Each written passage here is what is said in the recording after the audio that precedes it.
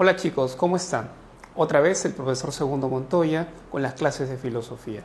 Vamos a continuar y ahora vamos a hablar de la filosofía moderna y en particular del pensamiento filosófico de Descartes. Pero antes de ingresar a exponer el pensamiento de Descartes, tenemos que hablar de los temas más importantes de la filosofía moderna. ¿Ok?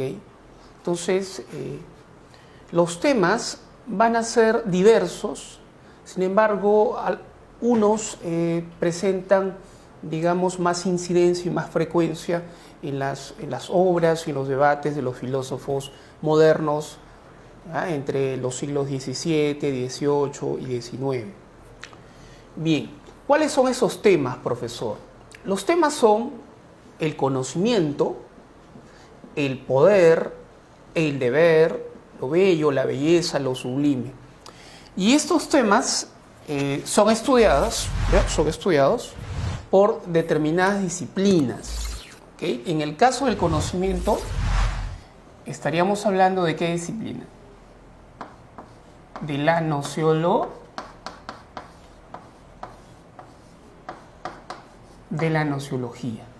¿Ok? Conocida como la teoría del conocimiento. En el caso del poder, estaríamos hablando de la filosofía política. ¿Ok? Filosofía política. En el caso de este tema, de este concepto del deber, estaríamos hablando de ¿qué? De filosofía moral o ética, si quieres, ¿ya? Vamos a poner acá filosofía moral. Filosofía moral. ¿Ya? Un filósofo llamado Immanuel Kant, ¿ya? Immanuel Kant, que también vamos a estudiar después, filósofo moderno, se formuló 4 preguntas fundamentales. Y la segunda pregunta de las 4 preguntas fundamentales era la pregunta acerca del deber. ¿Qué debo hacer? Era la pregunta. La primera pregunta era sobre el conocimiento. ¿Qué puedo conocer? ¿Te das cuenta? Hay 2 preguntas fundamentales de las 4 preguntas fundamentales que se planteó Kant. La tercera pregunta era ¿qué me cabe esperar? ¿Qué tenía que ver con metafísica? Y la última pregunta, ¿qué es el hombre? Entonces, para Kant estas serían las 4 preguntas fundamentales y los 4 temas, ¿no?, que corresponden a cada pregunta. ¿Ok? Volviendo a los temas de la filosofía moderna, lo bello, lo sublime, tiene que ver con una disciplina conocida como la estética. ¿Ok? Estética. Entonces, ¿qué significan estos temas en la filosofía moderna? Quiere decir que los filósofos van a escribir libros sobre estos temas, obras, y van a debatir durante estos siglos, desde el XVII hasta el XIX. ¿Ok? ¿Cuáles son las características que presenta la filosofía moderna? Aquí he mencionado algunas de las más importantes características. Una de ellas, la desacralización de la naturaleza. ¿Qué significa eso? Que la naturaleza ha perdido su carácter mítico, mitológico, sagrado, sacro, divino. Entonces esa concepción divina de la naturaleza, esa concepción panteísta o vitalista de la naturaleza, gradualmente se va abandonando. Entonces los modernos van a tener una concepción más bien instrumentalista y acompañada de un pensamiento, de una lógica instrumental, de una razón instrumental frente a la naturaleza, frente a la sociedad. Ese tipo de concepciones va a ir apareciendo gradualmente con la modernidad. ¿Ya? Otra característica es la autonomía del pensamiento, del filósofo y del científico frente a la autoridad y el poder de la Iglesia, la autoridad y el poder temporal de la Iglesia. Entonces, ya no se trata de subordinarse a los imperativos de la Iglesia o que establezca la Iglesia con sus dogmas, sino de más bien desligarse un poco de este tipo de aparatos de poder ideológicos y lograr cierta libertad de pensamiento, cierto grado de autonomía frente a estas instituciones. ¿Ok? Otra característica es el desarrollo de la ciencia, ¿ya? Hay un desarrollo vertiginoso, acelerado de la ciencia, promovido, claro está, por un sector social, por un grupo social, por una clase social que vendría a ser la burguesía, ¿ya? Entonces van a promover el desarrollo científico y técnico, que es fundamental para la constitución del capitalismo, ¿ya? Y también a la par surgen nuevos métodos científicos, nuevas lógicas de investigación van a surgir, ¿ya? Por ejemplo, la inducción. Un filósofo destacado como Bacon, inglés del siglo XVII, va a escribir una obra muy importante, el Novum Organon, donde expone con bastante rigor la lógica inductiva, el método de la inducción. Y a partir de Bacon pues se va a continuar en el estudio y en el uso de este tipo de metodologías para la comprensión de la naturaleza, para interpretar la naturaleza y para que la naturaleza nos revele sus leyes, sus mecanismos, y eso con una finalidad, claramente. Esa finalidad es el poder, el dominio, el control de la naturaleza. Es por eso que él decía, saber es poder. ¿Ok? Bien, no vamos a dedicar esta clase a Bacon. Vamos a concentrarnos en Descartes, porque Descartes es un filósofo sumamente importante. No quiero decir que Bacon no lo sea. Lo que pasa es que más preguntan por Descartes en los diferentes exámenes de admisión que por Bacon. ¿Ok? Bien, entonces vamos por aquí. Vamos a hablar de René Descartes, Renato Descartes, o Cartesius, o Descartes simplemente. ¿Ok? Se trata de un filósofo francés del siglo XVI-XVII, fines del XVI, inicio del XVII, filósofo, matemático, científico, un hombre poseedor de un saber enciclopédico, erudito podríamos decir. Es considerado como el padre de la filosofía moderna, como el primer moderno. ¿Por qué? ¿Cuál es la razón? Lo que pasa es que Descartes va a fundamentar el conocimiento científico y el conocimiento en general en la subjetividad. ¿Qué significa eso? En el yo, en el ego coito, en el sujeto. Ego coito quiere decir yo pienso, ¿ya? El yo pienso cartesiano, en el sujeto, en la subjetividad, en el hombre, y no en la autoridad de Dios, en la autoridad de la Iglesia, y no en los dogmas. Y eso es algo fundamental, es una gran contribución la que hace Descartes, que a propósito inaugura toda la filosofía, la ciencia y el pensamiento moderno. La postura de Descartes era racionalista, dualista en su concepción acerca del hombre, el hombre como un ser compuesto de alma y cuerpo, de res cogitans y de res extensa. Pluralista en el ámbito ontológico del cero de la sustancia. Quiere decir que para Descartes existen tres sustancias. Una es Dios, la res infinita, otra es la materia, la res extensa, y otra es el pensamiento, la res cogitans. Por eso he puesto pluralista, ¿ya? ¿Ok? Obras, tenemos dos obras. Bueno, Descartes escribió otras, pero dos de las más importantes, el discurso del método y las meditaciones metafísicas. ¿En qué consiste, profesor, el racionalismo? Vamos a ingresar ya a exponer su pensamiento. El racionalismo, Descartes es un defensor del racionalismo, es un representante destacado. El racionalismo se define del siguiente modo. La razón, ¿ya? Según el racionalismo, la razón es el origen, es la fuente de donde emana el conocimiento, las ideas.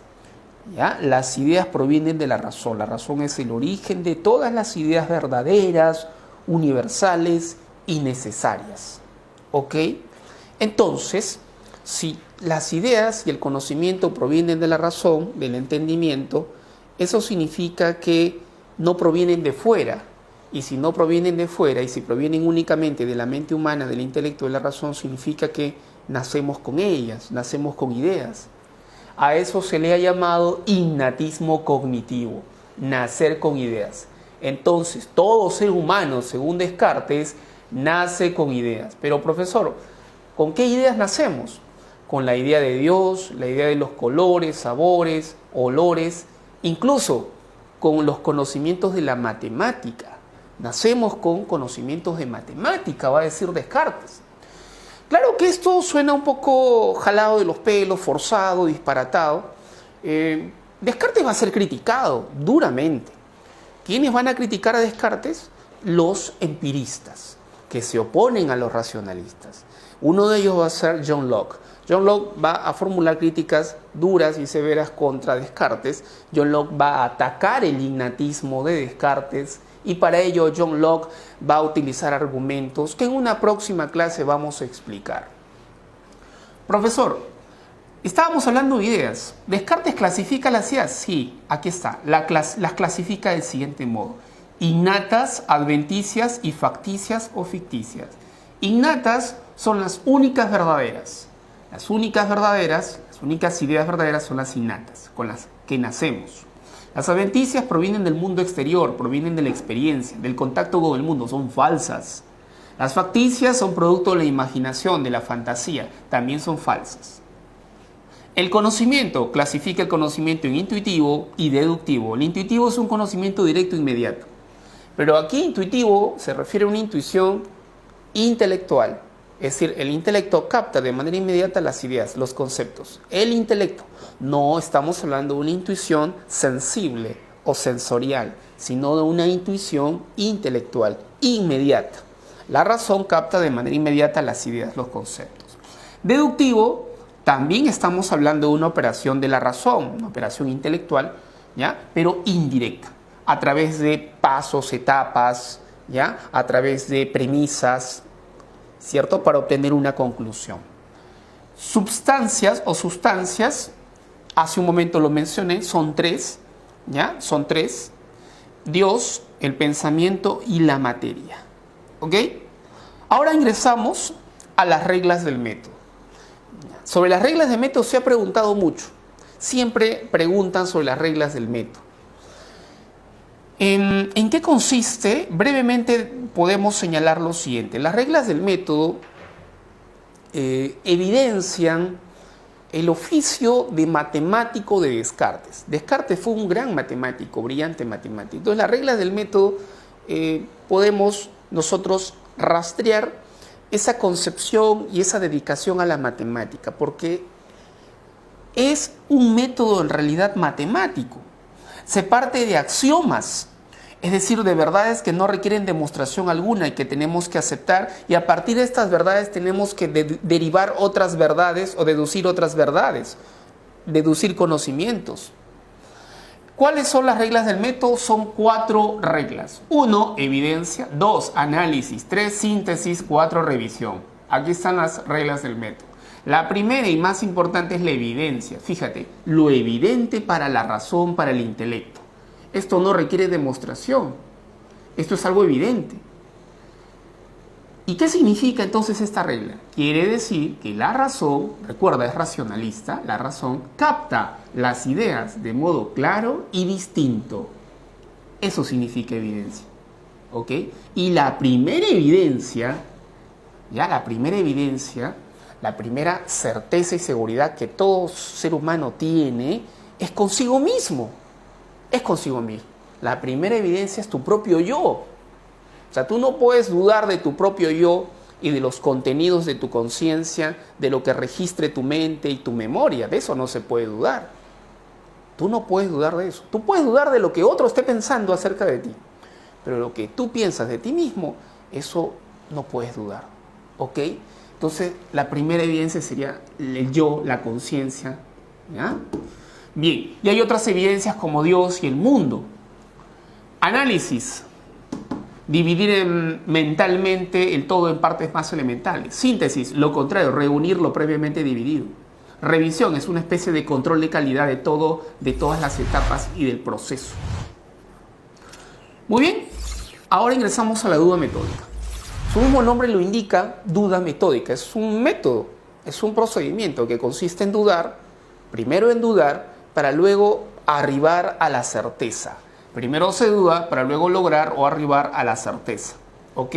Entonces la duda aquí se define como una sensación o sentimiento de inseguridad frente a la verdad. Y la certeza como un sentimiento o una sensación de seguridad de que se tiene la verdad. Eso vendría a ser la certeza. Entonces lo que hace Descartes en este método es aplicar la duda a diferentes objetos. Descartes dice, vamos a dudar. ¿Pero de qué vamos a dudar, señor Descartes? Recuerda que es racionalista. Todo racionalista duda y desconfía de los sentidos. Por lo tanto, en primer lugar vamos a dudar de los sentidos. Los sentidos son fuente de engaño. No confíes en los sentidos, diría Descartes. ¿Ah? De repente alguna vez en nuestra vida hemos sido engañados por los sentidos. Queremos ver cosas que aparentemente se manifiestan, pero no son. Nos confundimos de repente. Eso puede pasar. A eso se refiere Descartes. El sueño y la vigilia. Dudemos también del sueño y la vigilia porque a veces estamos dormidos y en el sueño nos despertamos y creemos que estamos despiertos, pero en realidad seguimos durmiendo. Eso puede pasarnos. Incluso hay que dudar de las verdades de la matemática, de las cuales aparentemente estamos tan seguros, pero ¿por qué estar tan seguros incluso de estas verdades, de esta ciencia tan rigurosa? Incluso dudar de nuestro propio yo, de nuestra propia existencia. Pero un momento, ¿cómo vamos a dudar de nuestra propia existencia? Es que Descartes estaba loco, estaba chiflado. Dudar de que yo existo, de que estoy aquí en este momento. Imagínense, yo que te estoy dictando la clase, imagínate que yo dude de mi propia existencia, que yo no exista. Imagínate eso. Y entonces si no existo, ¿qué cosa soy? El personaje de alguna novela, alguien me inventó, me fabricó, etc. O simplemente soy una fantasía. Dudar de la propia existencia es tan radical que vendría a ser una duda hiperbólica, una duda extrema. Y eso está asociado también a la hipótesis que introduce Descartes, que es la hipótesis del genio maligno. ¿Genio maligno? Sí, un pequeño diablillo. Imagínate un pequeño diablillo con su tridente. No digo que Descartes haya dicho eso, pero quiero que te imagines como ejemplo. Un diablillo con su tridente que quiere que tú hagas cosas y te induce siempre, te habla al oído y te induce al error. Quiere que tú te equivoques.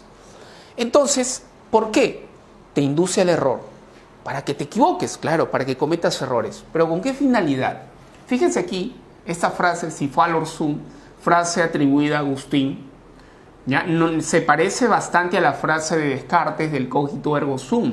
Cogito ergo sum se parece mucho. Algunos especulan de que Descartes leyó a Agustín y por ahí viene la frase. Digamos que es una apropiación y una reformulación. Podría ser. Pero fíjense qué significa. Si me equivoco, existo. Si me equivoco, soy. Miren qué interesante. Si me equivoco, soy. El genio maligno está ahí justamente para que tú te equivoques. Te induce al error. Entonces, si yo me equivoco, existo. Si yo cometo errores, existo. Si yo fallo, existo. Podríamos avanzar un poco y tener esta frase, mira, o este razonamiento. Si dudo, porque justamente es lo que Descartes está planteando aquí, ¿cierto? Dudar. Si dudo, y es lo que está haciendo Descartes, entonces pienso, porque el acto de dudar es el acto de pensar. Todo aquel que duda es porque está pensando. Entonces, si dudo, pienso, y si yo pienso, significa que soy una cosa que piensa, y esa cosa que piensa tiene que existir, existo. ¿Ok? Pienso, luego soy. Pienso, luego existo, cogito ergo sum. Ahora, aquí, ¿a qué hemos llegado? Hemos llegado justamente a la certeza. La certeza que tanto está buscando Descartes la hemos encontrado. Esa vendría a ser la certeza, la seguridad que tanto buscaba Descartes. Esa verdad segura, incuestionable, indudable. Porque de esto no se puede dudar. No se puede dudar que somos cosas que piensan o cosas pensantes. Una verdad absoluta. Y además, el cogito ergo sum es el fundamento de la ciencia moderna. El fundamento de la ciencia moderna.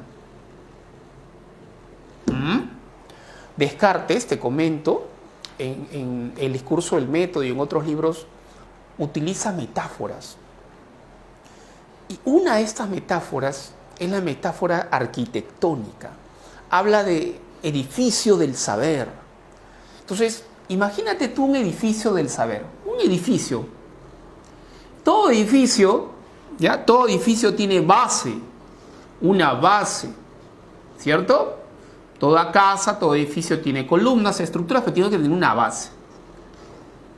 Entonces, Descartes, cuando estaba estudiando en la Universidad de la Fletch, Descartes sostiene de que ingresó a la universidad con muchas inquietudes, con muchas dudas, con muchas preguntas, y él esperaba que sus profesores puedan resolver esto o ayudarlo a resolver, pero cuando termina la universidad, él termina más confundido, termina con más preguntas, con más confusiones, y él va a sostener de que eso se debe a que la formación que ha recibido, los conocimientos que ha aprendido, el edificio del saber, del conocimiento, se basa ¿en qué? En bases, en un punto de apoyo, en un sostén. Pero estas bases, este punto de apoyo, ese sostén es débil, es quebradizo, es deleznable, se puede caer, el edificio se puede caer, porque la base es débil. El fundamento de la ciencia moderna es débil. Hay que cambiar, hay que buscar nuevos fundamentos. Es por eso que Descartes se decide a buscar nuevas bases, nuevos fundamentos. Y ese nuevo fundamento, esa base de la ciencia moderna es justamente la certeza a la que acabamos de llegar y a la que llegó Descartes. Cogito ergo sum. ¿Te das cuenta? Esa es la base, el fundamento sólido de la ciencia moderna, señala Descartes. De eso no se puede dudar. Antes de terminar, quisiera aclarar lo siguiente. Pienso, luego existo. Si tú lees esto y lo analizas, tiene la apariencia de un razonamiento, tiene la apariencia de una proposición compuesta.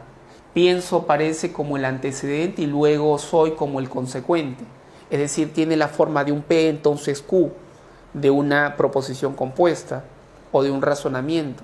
La pregunta sería, profesor, ¿este conocimiento es deductivo? ¿Es un razonamiento o es un conocimiento de tipo inductivo? Diré, intuitivo. Aquí habíamos hecho una clasificación del conocimiento, mira, intuitivo, deductivo. Pregunta entonces, pienso, luego existo, ¿es un conocimiento de qué tipo? ¿Intuitivo o deductivo? La respuesta es intuitivo, es un conocimiento directo, inmediato. Esto no es algo que se deduzca. Claro, la formulación, la exposición que yo he hecho, ¿ya? Aparece de manera más o menos deductiva, ¿cierto? Silogística, si quieres. Tiene la apariencia de un razonamiento, pero en realidad para Descartes no es un conocimiento deductivo, es un conocimiento intuitivo. Incluso esta expresión en francés parece que es una mala traducción en español, porque Descartes no quiso decir eso. O sea, Descartes no quiso decir que primero pensamos y luego en otro momento existimos. No. En realidad, lo que trató de decir Descartes es que en el acto mismo de pensar ya se existe. En el acto mismo de pensar se presupone la existencia. Es decir, toda cosa que existe, toda cosa que piensa, tiene que existir necesariamente. ¿Ok? Bien. Entonces, me parece que eso ha sido todo por hoy en relación a Descartes. Espero verte pronto y continuar con las clases. Muchas gracias.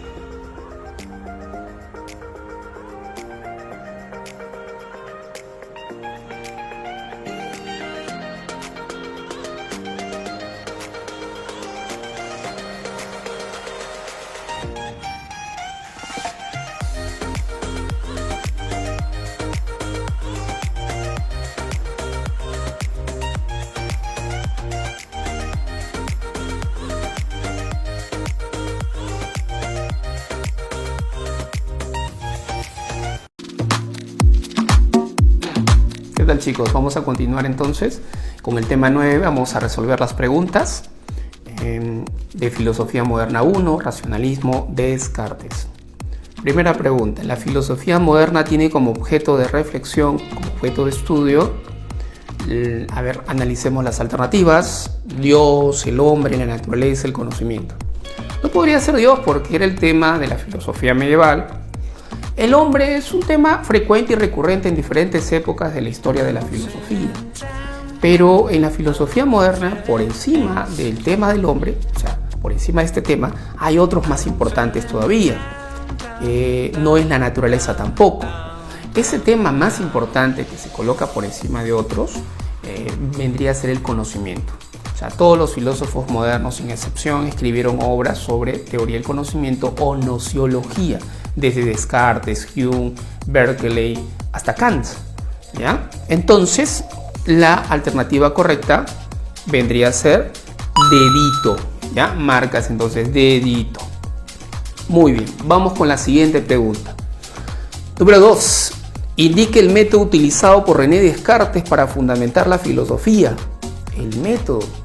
Descartes va a proponer, ¿te acuerdas? La duda metódica. ¿Qué consiste? Consiste en partir de la duda para llegar a la certeza. Es una metodología, es un procedimiento, ¿ok?